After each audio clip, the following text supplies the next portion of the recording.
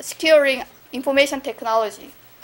And also they conduct cross-functional role of IT executives for information securities, right? So then we have to think about how can IT executives successfully conduct their roles. They should have enough authority and peer acceptance. Still many, executives considered the IT executives as just the functional managers. So just dedicated to the technology. But that is not true, right? So they should have authority and peer acceptance in a top management team. So I got some idea from the finance or accounting literature. So I adopt the compensation and membership in a top management team as the proxies of authority and the peer acceptance. So I will explain more detail about in my literature review part. So this is the basic ideas for these papers.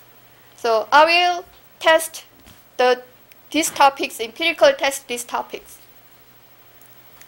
Okay. Okay, so here are my two main research questions. How does IT executive environment in a TMT affect information security management?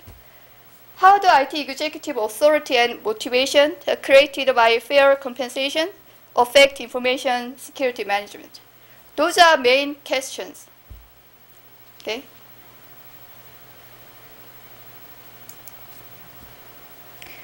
Okay, so in order to answer those questions, I employed 3 streams of literature from finance or accounting literatures. So first one is about the relationship between compensation and authority and the motivations. The second stream is about pay dispersion as a structural status in a TMT. The CEO has a higher salary, but CIO has the lower compensations. So I measure those kind of the dispersions. So that is the second stream. The third stream is turnover, CIO's turnover. The many financial literature considers the turnover as discontinuity in the strategies, right? So also I considered just the CIO, the IT executives turnover, okay? So those are 3 main streams. So let me explain the first stream. So this is about the relationship between compensation and delegation of authority and motivations. So many the accounting papers studied compensation as ex-ante effect on the firm's performance. They considered compensation, the high compensation can give some high motivation. So the executives can conduct strong initiative for innovative activities. So in the 2002, the Najar argued the positive link between the extent of delegation of authority and incentive compensations. And Holthausen in 1995, he told the positive relationship between the subsequent innovative activities and compensation contract. So also the MIS areas, Yalya and Hugh in 2008, they told high IT executive compensation increased the overall firm's performance. Okay, so I put the literature, but there are many literatures on this relationship between compensation and motivation and authority like that. Okay. Okay, so the second stream is about the pay dispersions as the structural status. So the prior literature told that pay dispersion hurt executive collaboration by creating perceptual and substantive barriers. So the Hendrickson and Fredrickson in 2001, they told that greater coordination needs encourages smaller compensation gaps. But here are 2 conflicting views. Some literature told pay dispersion, gave some strong motivation because the pay dispersion encourages some competition in a team. But the other part told pay dispersion hurt the collaboration in a team. Just we in our data say the different things, but I will explain that later. Okay. In the third stream is about the turnover as discontinuity of strategies.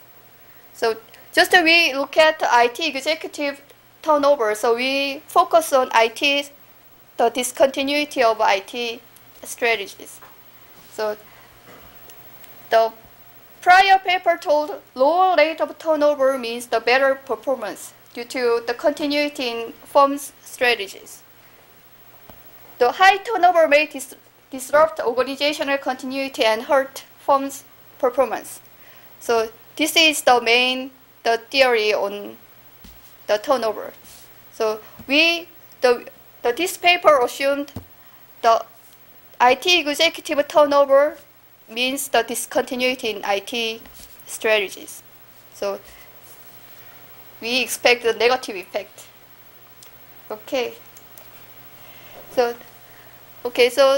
So far I explained the background and motivations and the theory background.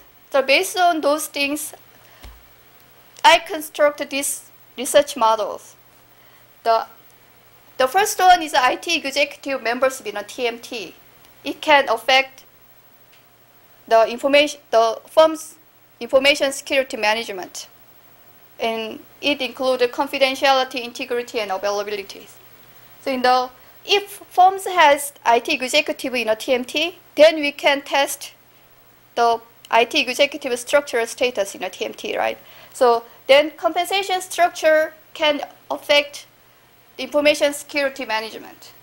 Then the third one is IT strategy continuity can affect information security management. Those are main research models in this paper.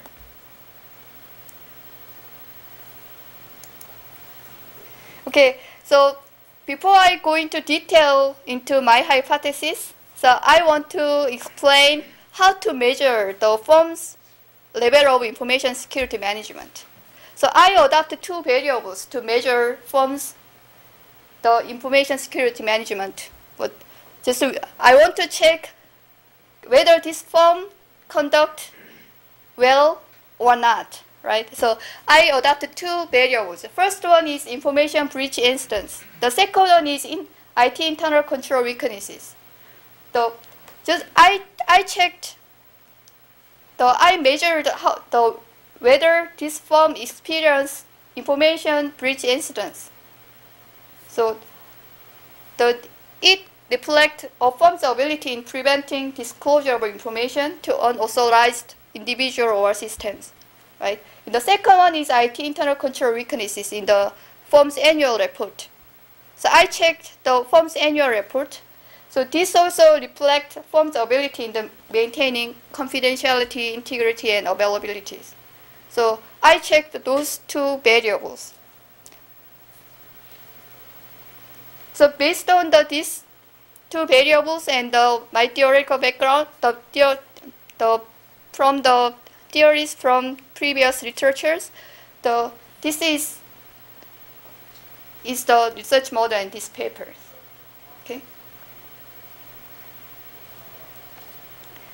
So here I want to explain each hypothesis.